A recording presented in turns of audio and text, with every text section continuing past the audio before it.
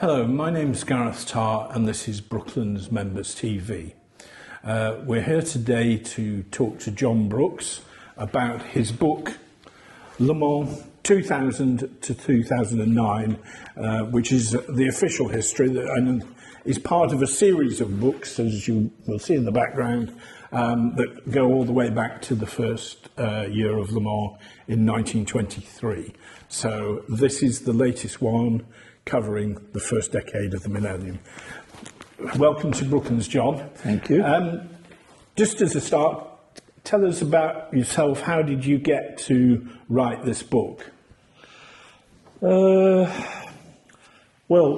I've been covering Le Mans as media, PR, film person, etc. from 1984 through to 2019, so it was 36 years in a row. Mm-hmm.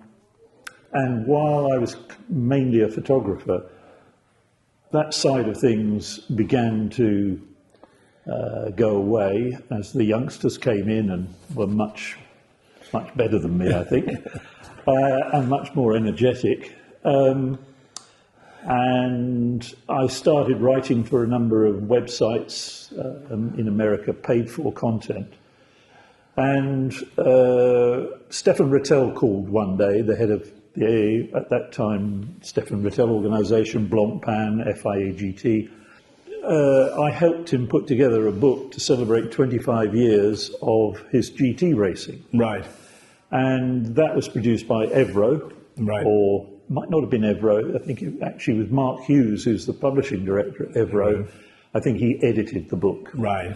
And he asked me to put an article together about my involvement over the 25 years, and he rather liked it. Mm-hmm.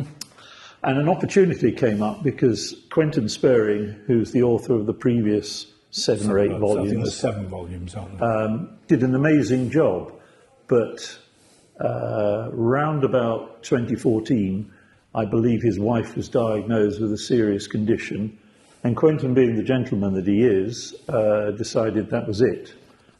His wife took priority over doing the next volume. He then passed it on to another writer who didn't turn anything in for a few years, 5. I didn't understand it at the time, but now having written the book myself, I completely understand and sympathise with him, because not only would he be trying to do that, but he would also be trying to complete all the reports and journalistic tasks that he had. It didn't help, of course, that I was given 18 months to 2 years to do the book, and it's taken 4. Also, there was a great deal of learning and technique in writing an article is one thing, even writing a long piece for somebody. I've done some stuff for a guy in America who has a Mercedes CLK GTR, right. Wrote a book for a guy called Karim Auger about his 2011 season, but these are all private things, and it's much easier in a way to do it because you just chug along.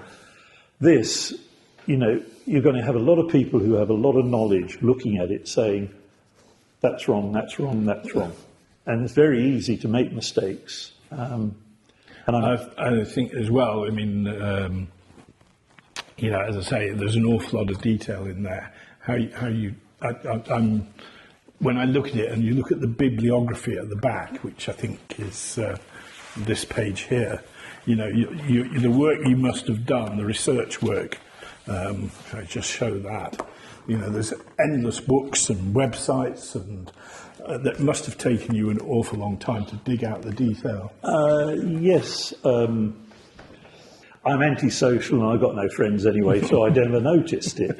But also, joking aside, I discovered the Wayback Machine, which is an archive that was started in California in 95, 96, copying websites and keeping a record of them. There's virtually every website in the world disappears after a number of years, or they change the format and forget to upload stuff, or you can't look back at it. Mm-hmm. I had a number of primary places, aside from somebody gave me 20 years of autosport before COVID. So a year was spent scanning in every magazine related article on sports cars or touring cars, the only bits I'm interested in. Yeah. Schumacher stories, no thanks. Yeah. I have a lot of magazines and books and stuff. I mean, I've got all the Le Mans annuals going back to the original one. In fact, I've contributed to about 20 of them. I suppose one of the challenges with the book, which I think you've sort of alluded to, is unlike doing something that stands alone as freestyle, you've got a preset format. Oh, yes. And all these books sort of follow a standard format, and we'll talk about that maybe in a minute. But that must have been part of the difficulty, or did that help? Yes and no. I mean, you knew the rules you had to follow and the protocols, but my first draft came out at about 175,000 words, and the contract I signed was for 80 to 90.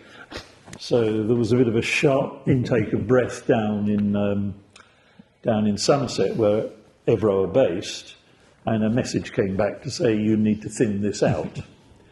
And there's a lot of little techniques that you learn along the way.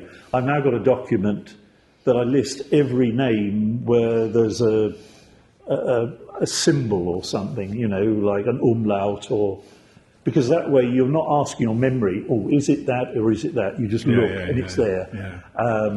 Similarly, I used to go back and I'd find something wrong and I think, right, okay, let's find the answer. 4 hours later, I'd have forgotten what the question was, sort of thing. So now I have a book and I write the questions in there and I get on to the next thing. Perhaps we should move on to talk about the book. Before we do that, perhaps just for some people who maybe are not as familiar with Le Mans as you and I are, of course, just a little bit about the race. It's obviously 24 hours. It normally starts at 4 o'clock on a Saturday, sometimes a different time, particularly if there's a World Cup football match on. It finishes at 4 o'clock on the Sunday, straight through. I think in this decade, there were 50 starters and eventually 55 starters. Yes. And there are 4 categories of cars. Indeed. And do you want to just explain the categories? You have the top class, and it was known as either LMP 900 or LMP 1. And 900 referred to the minimum weight, if I remember rightly. And then there was LMP 675, which then became LMP 2. And those 2 categories are pure prototypes. They're pure racing cars. Indeed, they are. With enclosed bodywork, not necessarily a roof, but wheels covered and stuff like that. Yes, that's correct. The requirement for roofs didn't actually come until the next decade, although by the middle of when Peugeot arrived in 2007, they had a closed car, and that was where things were heading because of safety as much as anything else. Right. If you flip a car and it's got a built-in roof, you will probably survive. Yeah. Then we have the GT categories, which initially were LMGTS and then LMGT. And basically GTS was a more highly developed category of car. So at the beginning it was... And we should say a GT car is based on a road car. Yeah, they both are. And we would all recognise them, albeit they've got different wings and different wheels on there. Exactly. And if you went into them in detail, they're very, very much removed from the standard road car, but they're still based on the same engine, the same chassis, etc. Well, Porsche made over the years, have made a point of building race cars and then making a road car to match it. The 993 GT2 was probably the perfect example of that. Yeah. But what happened was the GTs split into 2 areas, really. The arrival of the American Le Mans series prompted Corvette to get back into racing. And when they came back into racing, their first opponents was Viper and Chrysler. And then from there on, that class developed because Ferrari got involved. Not Ferrari in Italy, but the British Ferraris, i.e. ProDrive, built cars. And from there, from ProDrive built cars, then Aston Martin Racing was formed, which was owned by ProDrive yeah. and funded by Freddie Dorr, who'd funded the 550 Maranellos. So there was this amazing group of cars in the top class of GTs. But underpinning everything was first the 996 Porsches, Yeah. Which gave a foundation to the GT class. Ferrari saw an opportunity, brought the 360, then the 430, then et cetera, et cetera. And other people joined in, like Panos. Yeah. Like, You even got, I mean, things like there was a Morgan one Exactly. year, or 2 years, I think, and a TVR yes. 1 year, and TVR for several and years. there was an American car called a Celine, wasn't there? Indeed there was. And some other ones as well. I have to apologise for the headline, Celine de Dion. Now, if you'd asked me before I read your wonderful book, what the decade, what the feature of the decade was, I'd say, well, Audi won every race except two, and that's about it. Having read the book, there's so much come back and there's so many stories. But I wonder, as an intro to obviously what you've got here, I mean, I think you summed it up here. You've got a title, From Strength to Strength, which is the forward title. Just lay out for us what you think are the main features of the decade and how the race evolved. And I mean, it became certainly more successful throughout that decade, despite Audi's domination. Yes, it did. I think you have to go back really to the dark days of 92 and 93. The race was almost finished off by the forces of darkness known as the FIA, FISA, whatever. Eccleston was trying to kill it off, wasn't he? Yeah, Balestra hated it even more. Oh, right.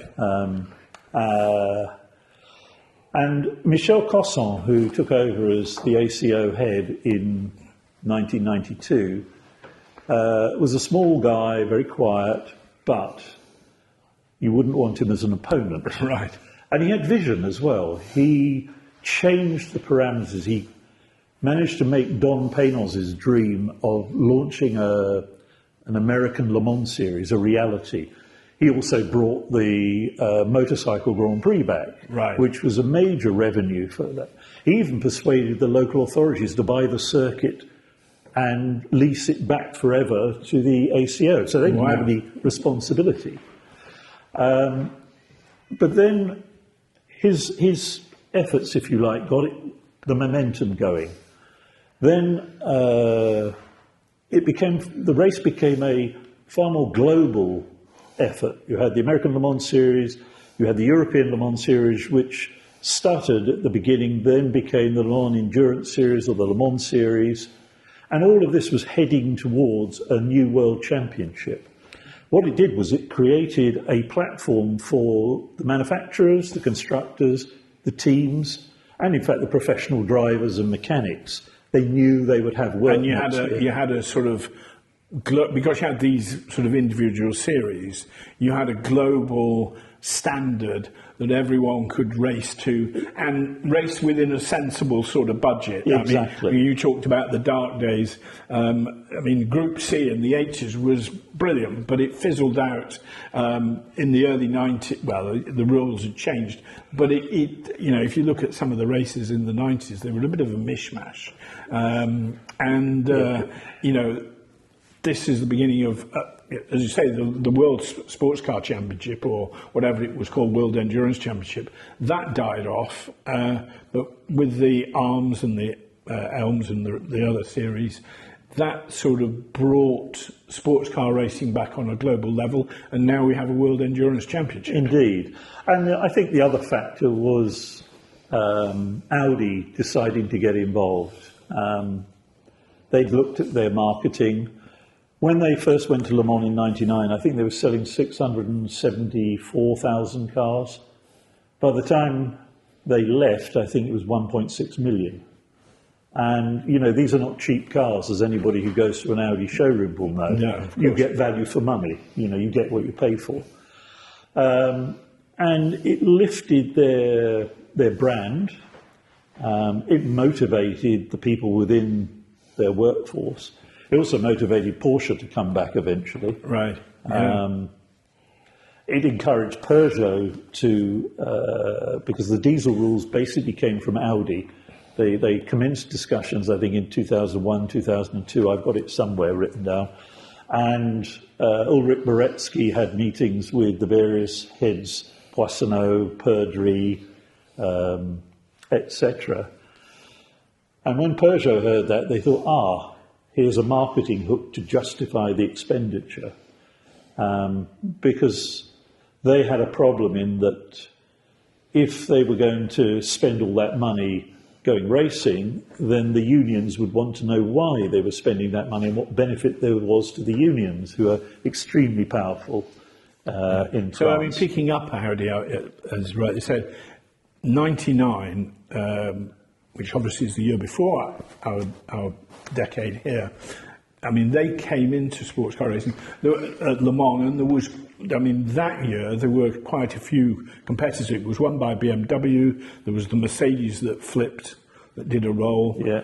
Toyota, Nissan, I think, were in Yeah. factory teams. I don't know whether Porsche were. They were the year before. No.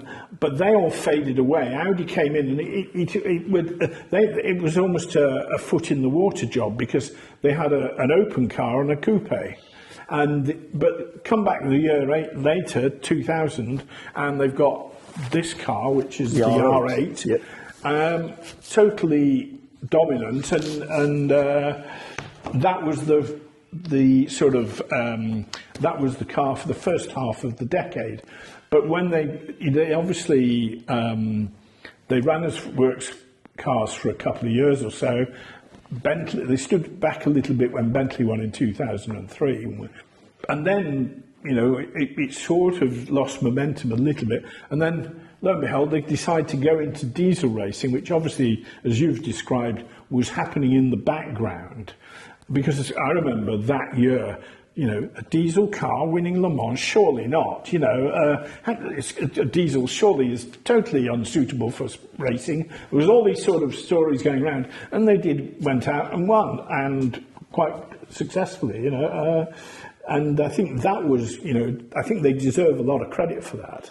Oh, indeed. And they also considered things that many other factories had never thought about.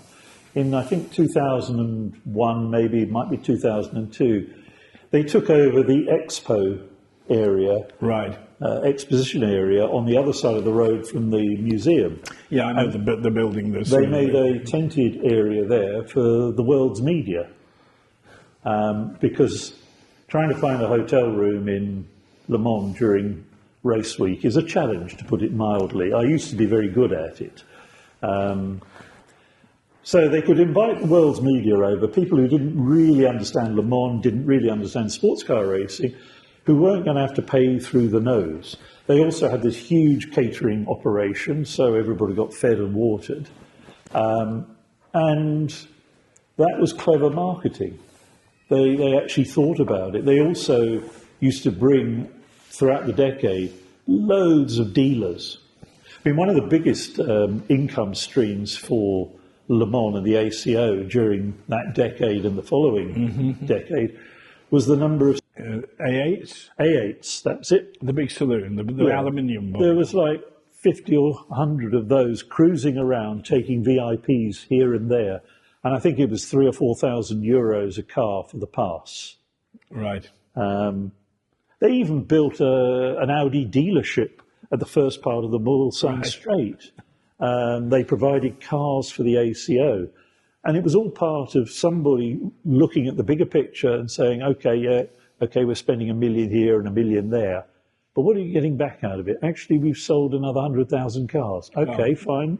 The bottom line was they sold an awful lot more cars, as you rightly said. And I think also, going back to diesel, they made diesel more acceptable in a way. I mean, if I think back then, diesel cars had come in and what have you, but it almost was, if you buy an Audi, why would you buy a diesel? I remember my mother saying to me once, at about that sort of time, why do people buy diesel BMWs. I mean, if you buy a BMW, you don't have to worry about economy, do you? You know, and it did make diesel a much more acceptable fuel than it was. Exactly. And there were great advances by people, in particular Shell, taking out the particulates and stuff like that. I mean, it wasn't the first diesel. No, of course. The first diesel was actually run by a couple. About 1950, wasn't there? 51 and 52. Was it? Yeah. A couple of brothers took an engine out of an abandoned Jeep near their farm and somehow constructed something. And they finished one race, and I think they weren't classified in the other. Right. But you're right. I mean, what it did was it changed the perception of diesel. Diesel became associated with luxury brands, etc. And people were prepared to pay. And the other area they were looking at was trying to encourage the North American market to use diesel as cars, because obviously that was the most lucrative market. Sure. And there wasn't much diesel in America at that time. No. I mean, there were plenty of trucks, but not the cars so much. But that was one side of it. And I think what it also did, the way that the ACO developed things was to actually broaden the appeal. So Asia started to get involved. The Russians started to get involved. Less so the South Americans, but there was a considerable interest from Brazil. And that led eventually to the Asian Le Mans series. Okay, it was a few years later. They tried to launch it a couple of times and it didn't really take off. So, you know, it was a decade of development, growth, and it was thanks to the vision of a few people, both in Audi and the ACO and other manufacturers as well. I mean, I think one measure of the success, as I read through the book, on the intro of it, because the way the book set out, it's year on year, and perhaps we just, in a short while, we'll look at that. But every chapter sort of looks at the entrance. And what I hadn't realised was massively oversubscribed for entries virtually every year. Oh, yes. You know, and we talked, you know, in the early 90s, they couldn't get a grid, you know, and a decade later, they could fill 2 grids nearly. Well, you know? That's because they created platforms, so you didn't have to be Audi and spend Audi money. You could actually go racing with a turnkey LMP2 or 675 LMP2 car that was eventually cost capped. In the first few years, it wasn't. Nissan, for instance, provided a particularly good engine that was reliable, so people could, for a reasonable budget, go prototype racing. Similarly, Porsche and then Ferrari created a car that you could race very easily and very safely. I've forgotten about that. Certainly the Porsche. Was the Ferrari not the decade before, or was it later? Ferrari came... Was it called something like a 333 or something? Oh, there was a prototype car from... But it didn't really race at Le Mans, I don't think. It raced from... I think the first one turned up in 95 or 96, and it didn't really do much. But in this decade, there was a Porsche that ran in the LMP2 class, which I think you could buy, couldn't you? Yes, the RS Spider, yeah. In fact, I have a client who bought the last 2 class winners in LMP2. Right. As you do. Now, it was built, although it was built to LMP2 rules, Porsche being Porsche made it way in front of anything else that was out there. There's never going to be, Porsche aren't going to build a car that's going to be an also-ran, are they? So in North America, it was tolerated because then you had Porsche, Acura, Audi, or it might have been called Honda rather than Acura, right. All in the top prototype class. In 2008, I think, the ALMS could claim to be probably the strongest race series on the planet, other than maybe Formula One. The ACO decided to slow the Porsche down, so it was never going to compete with the factories up front. So Porsche released it to the privateers, who did an excellent job and won.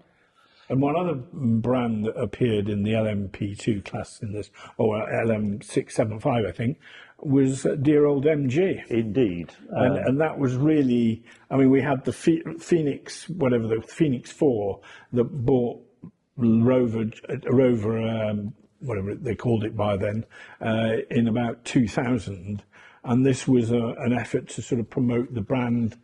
It was in the early part of the decade before. And when they looked at the rules, they noticed that 675 rules didn't prevent a 675 car having the same power to weight ratio as the Audi R8, which is why Mark Blundell ended up, third and fourth at times in a car that was supposed to be in the lower class. Right. No, they didn't have the budget to do the work that Audi did. They didn't have Ulrich Boretsky, who was the engine genius.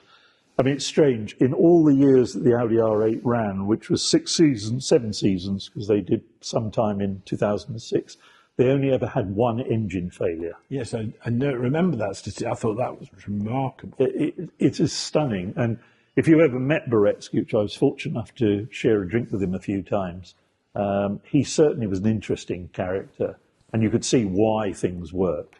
But having said that, the direct injection that they brought in, which again created a 2-lap advantage, but also then was transferred to road cars and made a huge difference to... When you say a 2-lap advantage, if I remember rightly from the book, what you were saying is it could run an extra lap on a tank of fuel, which then translated into 2 laps over 24 hours. Something like that. I mean, I'd need to... So that would give you about 7 minutes more, 7 minutes extra on the next car. In fact, as they refined it, it got better. And also... But you're right, I mean, it was, racing improves the breed. That was an example, wasn't Exactly.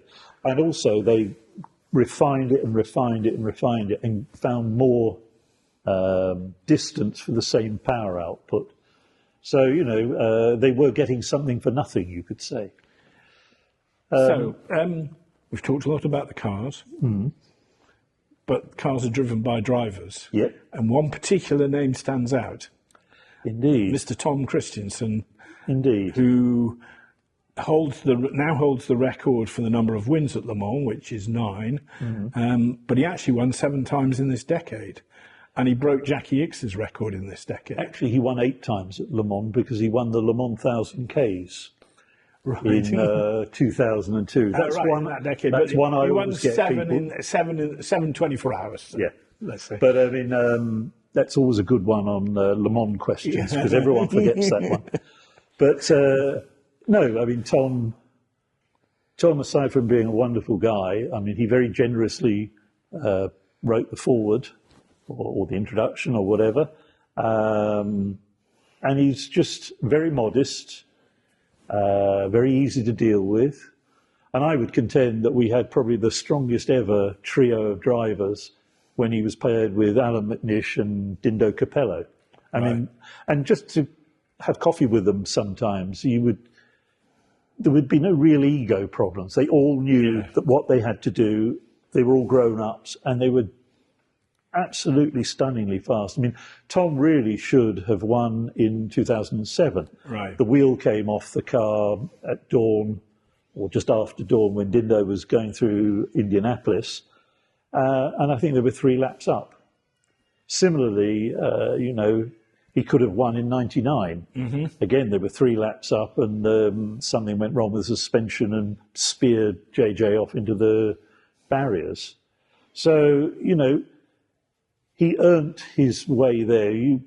I heard some drivers saying, "Oh, I'm quicker than him." Yeah, but you won it once, and he's won it 9 times. There's a reason for that. And he's just a nice guy. I mean, you could argue he was lucky to be in an Audi in that period when it was a very dominant car. But at the end of the day, as you've sort of just said, I mean, Mr. Le Mans is sort of his sub-briquet. He's the ideal driver for Le Mans. Look at the front cover there. Now, that car was 3, 4, 5 seconds a lap slower than the Pescarolos. But to Henri's horror, one of his Pescarolos, had a mechanical issue which lost them a number of laps. And Sohail Ayari had a number of incidents which were arguably not necessary, in particular clashing with Bourdais Senior, and which took him off the track. And they lost a couple of laps repairing the damage. he could have just powered out of the corner after him. Henri was not a happy bunny about that at all. So just to illustrate the point, here he is. That's Mr. Le Mans himself, Yep. Tom Christensen, and the other two drivers are Pirot and Biela. both of whom won a lot of Le Mans as well, didn't I think they both won 5. five, didn't they? Yes. And was if I remember rightly from the text, was it Pirot had 9 podiums on the trot? Something like that, 9 or 10 podiums, yeah. And there's the 3 works Audi R8. Exactly. This is 2002. Well, they were looking for the hat-trick that year, so they weren't going to spare anything. And to be fair, then 2003, 2004, 2005, they withdrew the factory team.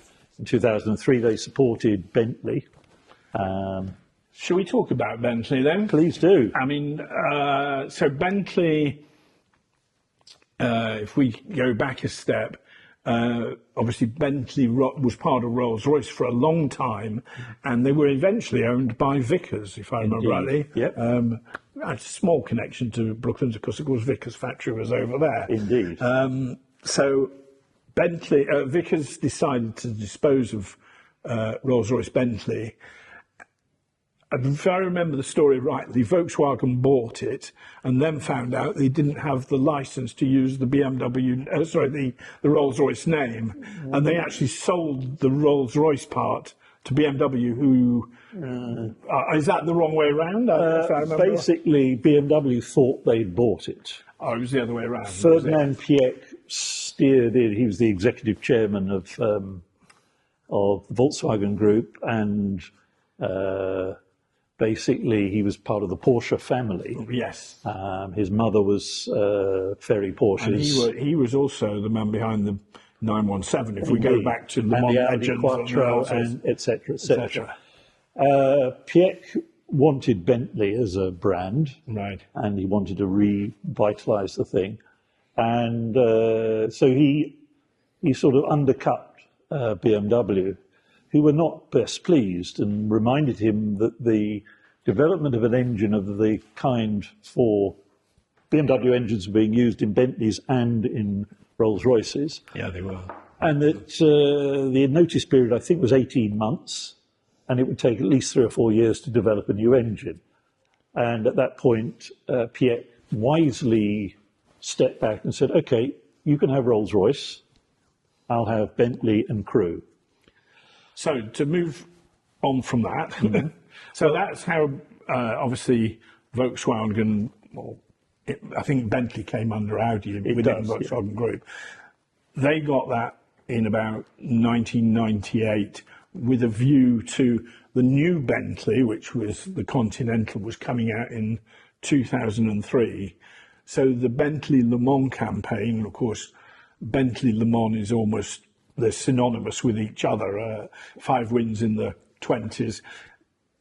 The idea was very much to relaunch the brand used on the back of Le Mans. Well, actually, there were a couple of people really responsible for that. I've been involved in a Bentley book about the Speed 8, and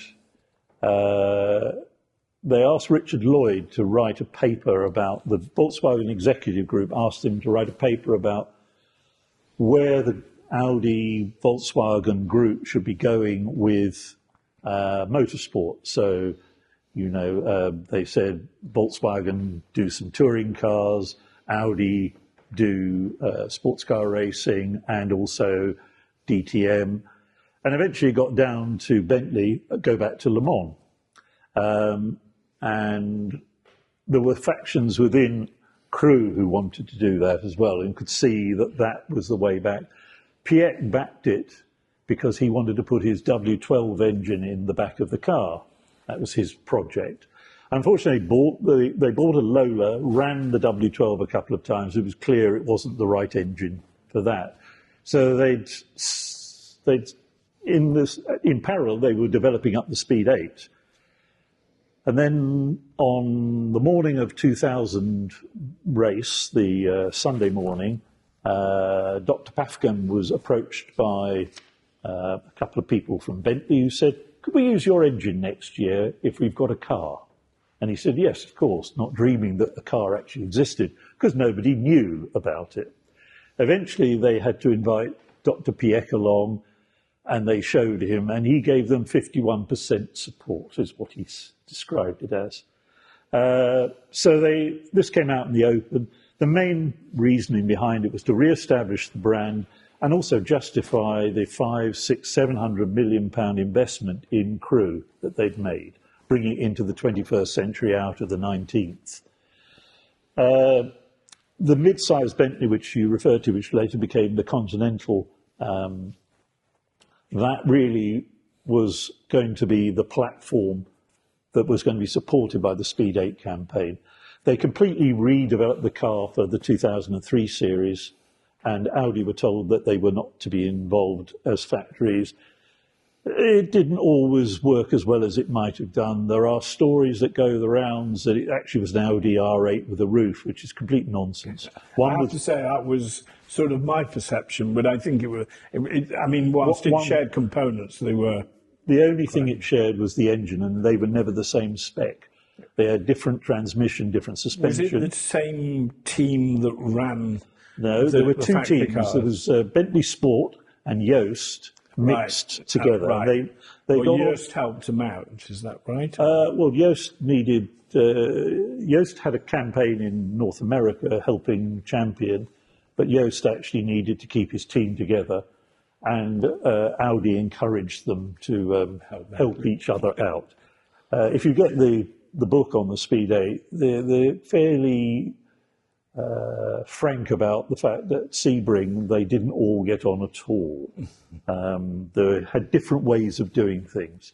But by Le Mans, the team had welded together, and it totally dominated, didn't they did. They had ran almost a perfect race. And the car qualified 5 seconds of that quicker. Yeah, I mean, Christensen qualified it, and he said he had a dream lap where he encountered no one. And he's driving the fastest car, and he's pretty quick. Even Johnny Herbert, very fast, couldn't match it. Even then in the race, Beeler managed to somehow mess things up, miss his pit stop, and ran out of fuel. There's a picture there because he stopped next to me, and got out of the car and asked me, "Do you have a litre of fuel?" I mean, poor old Frank, it wasn't really his fault, to be honest. He should have been called in, and they should have taken the penalty for going in the wrong road, because there's always an exit out of the Ford chicane. You can access the pits. You'll get a 3-minute penalty, but that's better than parking at Arnage. Yeah, sure. But they ran the perfect race, Dindo, Alan and Tom. They had an issue in the first couple of sessions with the rear suspension bottoming out, but that gradually cured itself. And the difference between them and the other car was, frankly, the battery failed on the other car a couple of times and something came loose, a headrest or something. Right. But I mean, I think really then things moved on from there. The development of the Le Mans series then, along with the diesels, brought in Peugeot. And we haven't even talked about the amazing battles in GT races. I was going to move on to that next. So we talked a lot about the top class, and if you ever follow Le Mans, it's very easy to fall into that trap. But actually, I think this decade really brought the GT class up maybe more than the overall Le Mans, because it was a sideshow beforehand, and I think some of the manufacturers, to some people like Aston Martin and maybe Corvette, it's almost more attractive than being in the top category, in the sense that you've got a car that looks like what you're going to sell on Monday morning. Exactly. But if you consider Corvette came in, and the top dogs at the time were Chrysler Viper, run by the French Oreca Ace outfit. Yeah. And Corvette racing brought a new approach to everything, right down to organising a party on the Friday night. Normally it's the VIPs. They invited all the ancillary workers along to say, thank you for what you do. Without you, it wouldn't happen. Now, the first year they didn't get many responses. The word soon got round, and it was well overfilled from there on in. So they managed to see off Viper in the second year, and Pratt and Miller, who ran Corvette racing, obviously were one of the top teams in motorsport. There wasn't anything they wouldn't do. Then ProDrive got involved with first the Ferrari 550 Maranellos and then the DBR9s. And the contest between the two of them, you'd go over there to see that and you'd ignore the prototypes. I mean, when ProDrive ran the Maranellos, I mean, that is, of itself was, you know, a Ferrari. But they also had the PR exclusive when they got Colin McRae to drive for them. Quite, you know. And he only ran 1 year, I think, didn't he? Yes, he did. You know, but coming back to the GT racing, a lot of people I know went along as much for that as anything else. And that rippled on down to the second GT class, GT2. And then you had Ferrari versus Porsche. And then you had the interjections. Paynos won 1 year. Yeah. You had Spiker occasionally popping up. And then, you of course, Aston Martin. Yes, you had this wonderful diversity of cars there. And the grids were full. The place was full. Yeah. So, you know, there was an awful lot to write about. And that, in a sense, was one of the challenges, trying to figure out what not to say. It's perhaps appropriate just to talk a little bit about the book in detail, Okay. just so that people get an understanding of what the book is about and how it works. So, as I say, it's part of a series. This is the 8th, and so you can get all the ones going back. They are officially backed by the ACO, the Automobile Club de l'Ouest, who run them all, and they run to a standard format. So they're year by year. And one of the things I've found, I think works quite well, is if I look at a chapter, for example, let's find a chapter here. Let's look at 2002. If I can get to the front of it somewhere. On a couple of pages. On a couple of pages. So it starts each chapter, obviously a picture as we've got there. 2002, as easy it goes, 1, 2, 3. That was Audi 1, 2, 3, which we'll come on to. Then you've got a list of all the starters. Yep. Then it talks about the entry, and we talked about how they were over subscribed. There's the French Air Force. That happens just before the start of the race. They haven't done it recently. It's been a helicopter, but they fly down the pit lane. Suddenly you hear this whoosh, and then there's suddenly this trickle out across the top. But you've got a very little bit about the entry. Really, the qualifying and the race are covered in fairly short stretch. You've got a bit about the organisation, which also talks about things that have changed. Like, for example, there was there was a new Le Mans tram system came to the circuit, and all sorts of things, how the circuit has changed or whatever. But then the bulk of each chapter talks about it team by team, and it covers every team that ran. These are LMP2s. That's the Pescarolo. That's the Pescarolo. Is that still LMP1, is it? Yeah. Sorry. You haven't reached P2. That was quite an interesting car. That was the Jan Lammers car. Jan Lammers, former Dutch Grand Prix driver. Yep. He ran his own team, and his Racing for Holland. Racing for Holland, and his way of getting sponsorship was to sell. Basically paint the car like a checkered flag, and each of those were individual sponsorship parts. So that came from his business partner, Mark Kunzer. I mean, I shot for Racing for Holland for 3 or 4 years. So there's the MG we mentioned, and then we get on to the sports cars. There weren't too many LMP2 cars at the time. That's the ProDrive. I'm looking at this upside down. Yeah, I can read ProDrive and I can see a Ferrari. That was the first Ferrari 550, which led until the morning, and then I forget what happened now. I think the engine went or something. Is that a Viper? Yes, that's the Viper. Down. And there's you get more Vipers. The Celine. That's the Celine we mentioned. There's Corvettes. the Corvette. So they were always in this bright yellow, if I remember rightly. Yeah, except 1 year they came in blue because I think it was the 50th anniversary of Corvette. Right. Ferrari.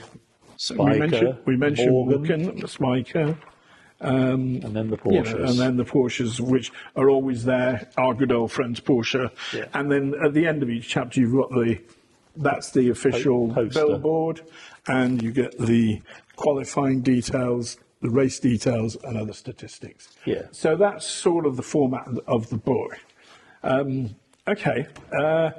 Let's talk about a few individual years and a few little stories. Okay.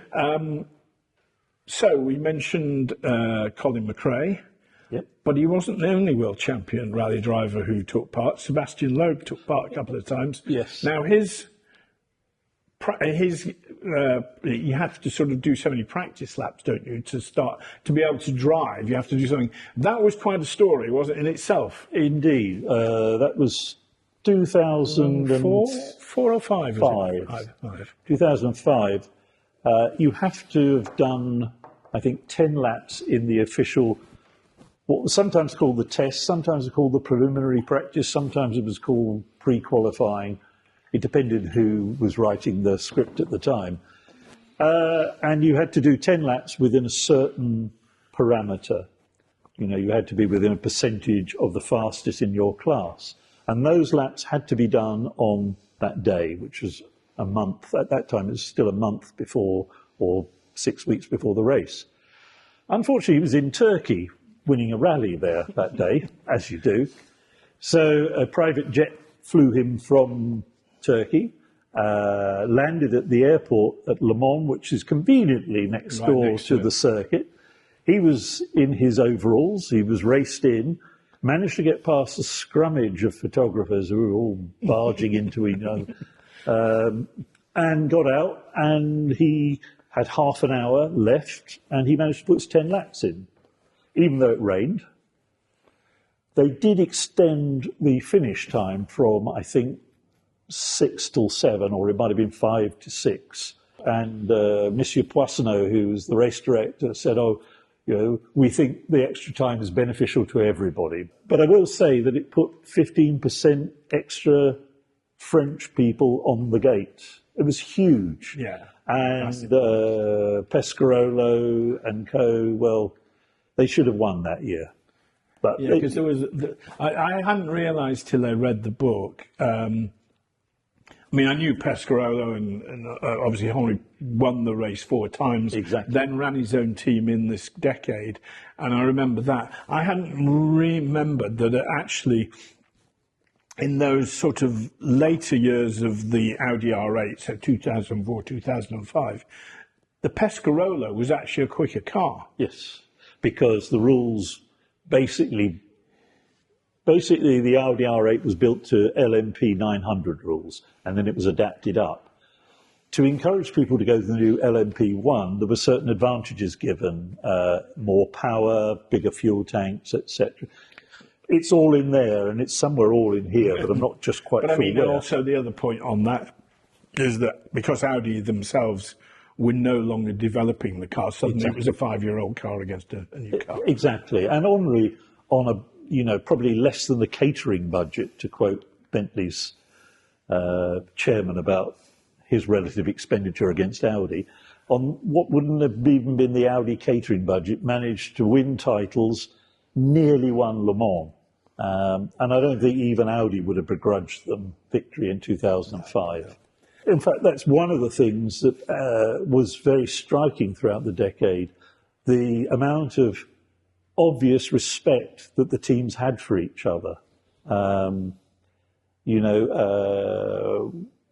Particularly ProDrive and Corvette Racing, a number of times when, in 2008, when Peugeot thought they were going to win, they had a very fast car, 5 seconds a lap faster, and yet they lost.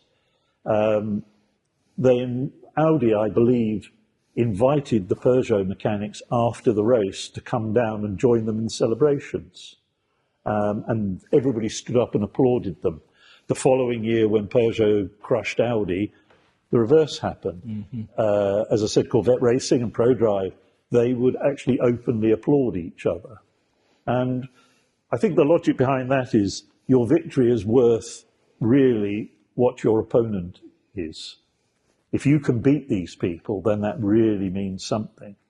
And having been on in the next decade, I worked particularly with one team, and we won our class one year, and we nearly won a couple more times, and it makes, you do respect your opponents. There are one or two you don't think are particularly good, and I'm sure the reverse is true, but by and large, if you get to Le Mans, you're a very high standard. Even the drivers, there's, people are quite rude about some of the drivers, oh, he's rubbish, etc. Just to qualify to sit on the grid, you have to be good. And if it's not your full-time profession, chapeau. Yeah, yeah. We mentioned the airport there. There is, as you and I know, the airport is right next to the circuit. 2008, I think it was. They actually, I don't know whether you were aware of this, I actually went to it, or to some of it. It was the centenary of the Wright brothers actually flying at Le Mans, not actually where the field was. It was over at the Hippodrome. Yeah, I think you'll find that a replica of I think it's in there, a replica of the plane actually didn't fly, but it went up the main straight before the race. Did it? Oh, yes. I remember that. And there was a big memorial over in just near the Hippodrome. Right. It was a stone, apparently, that was dropped to get the plane up into the air. Because the Wright brothers, in fact, it was, I'm trying to think of the pioneering Frenchman. He made small cars in Le Mans. Not Boulez. The Bolo family were one, weren't they? Yes, I think it could have been. But whatever, he was the one who got them to come over. Well, it was only one brother came over. And everybody just laughed at it and said, oh, it'll never work. And then it became a fashionable thing to come down from Paris on the train and go to the Hippodrome and watch this thing flying around. And I think it was from that kind of spirit. I mean, you think also, the first ever Grand Prix was held in 1906 near Le Mans. Yeah, I know. And I drive, when I go to my hotel, the route I go takes me on part of that route, and there's little. Well, every village has a placard about it. Well, they certainly came back with that. In 2006, I think I went to the Novotel, which is next to where the pits were. Right. That's the Novotel East, and there is still the tunnel under the under the track. But that shows that there was a connection with the whole, if you like, the mechanized side of things. Planes, Renault have a factory at Le Mans. There's lots of industrial stuff goes on there. While it's an agricultural area, that is certainly, that would have been one of the drivers of the original fathers of Le Mans, I would have thought. We mentioned Sebastian Loeb and how they relaxed the qualifying session to let him in.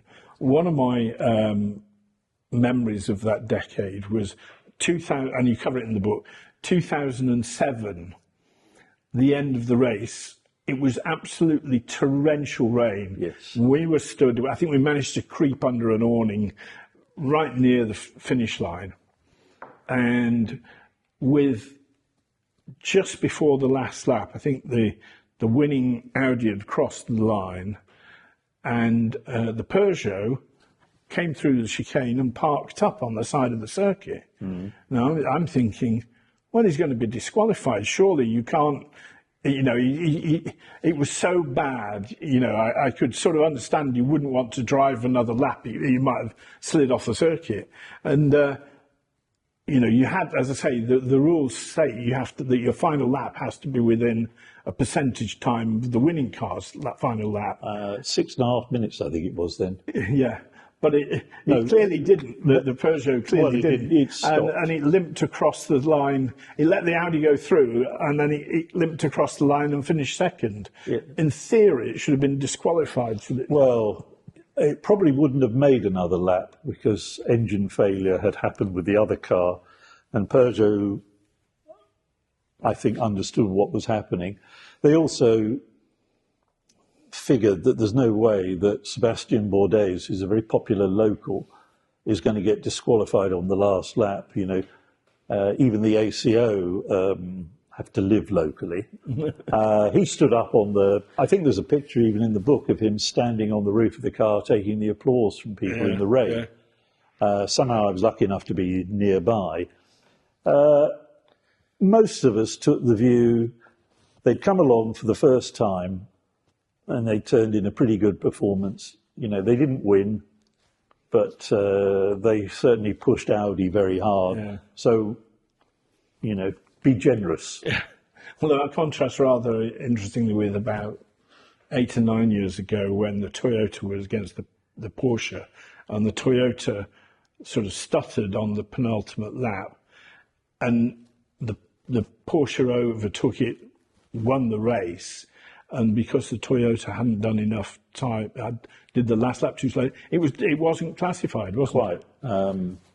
But things had moved on a bit then. There were 3 factory teams, because you had Audi as well at the same time. This is 16, I think it was. It was the last year of Audi. They all knew what the rules were. There's also a FIA World Championship by then, and the FIA could not be seen to be bending their own rules a bit. They've never done that in the past, have they? Le Mans itself, what do you think the lure of Le Mans is for spectators? I mean, year on year it seems to increase. Even in this decade, it hit 250,000 spectators. I hadn't realised it had got as big as that then.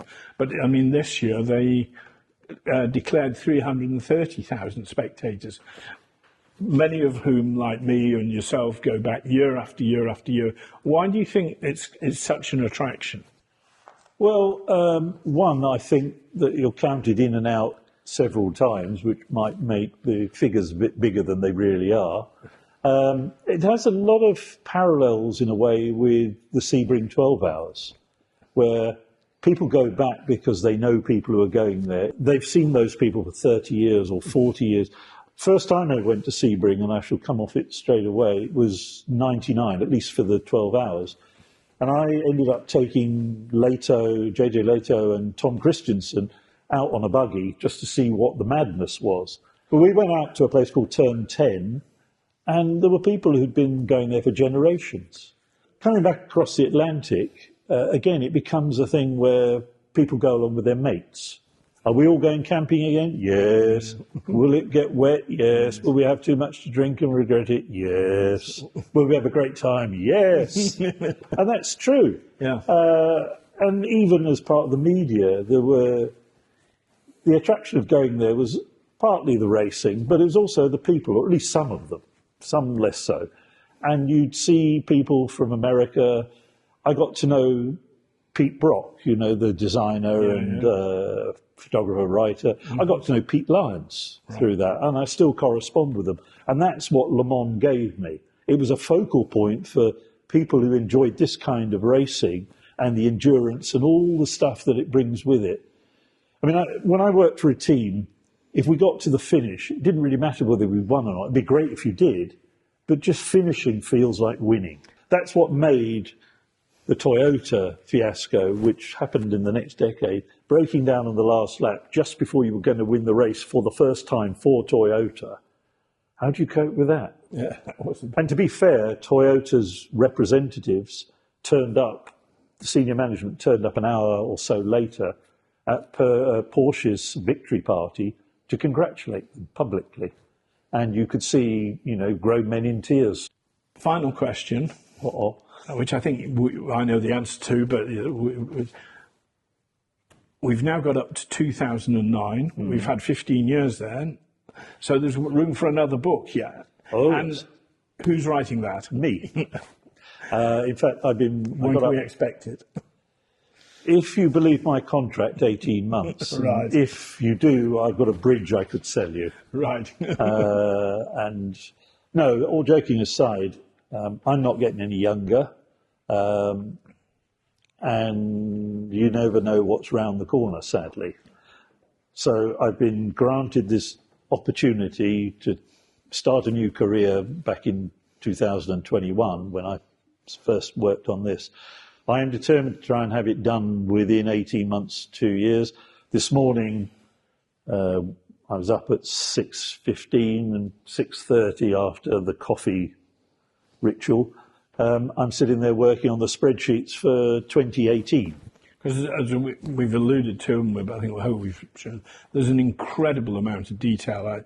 It's almost one of the things that comes across is that even the lowliest team in the lower categories is treated with the same, has the same amount, not quite the same amount of reporting, but certainly is covered in as good a detail as some of the bigger teams. Well, you don't leave anybody out. You get to the bottom of what their race was and how they ended up. And I think that must be a huge amount of work.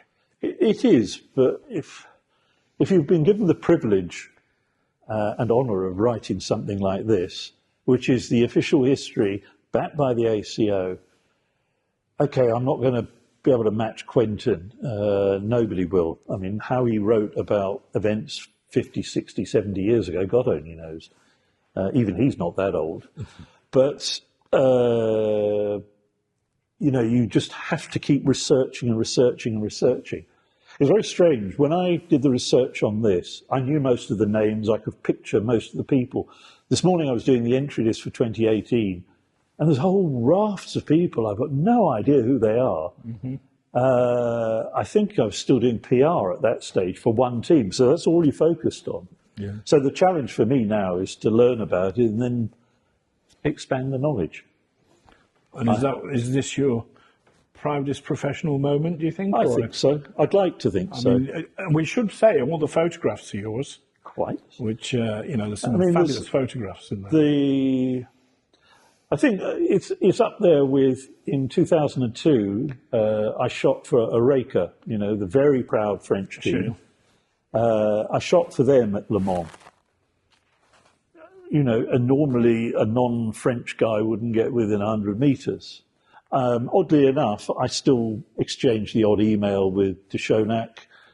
He sent me a very nice copy of their 50 years book with a nice signature after I reminded them I'd given them some pictures, and perhaps they might send me the book after a few months. They sent the money instantly, but they just forgot to send the book. But yeah, I mean, Evro, and in particular Mark Hughes, gave me an opportunity, and partly it's driven by fear. Will you let them down?